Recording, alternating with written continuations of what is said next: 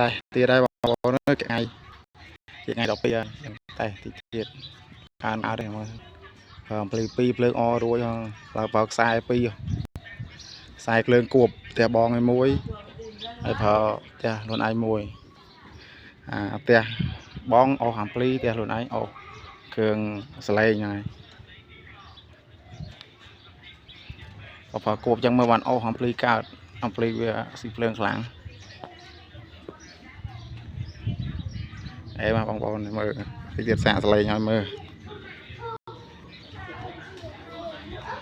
ណាខខ្សែភ្លើងវាយខាត់ហើយណាញ៉ាយពេញហ្នឹងបងប្អូន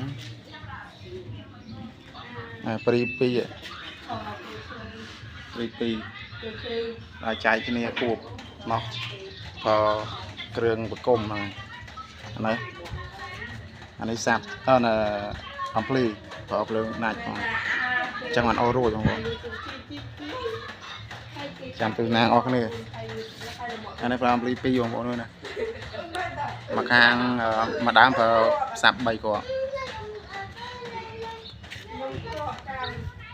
តំណំចូលឥឡូវនេះ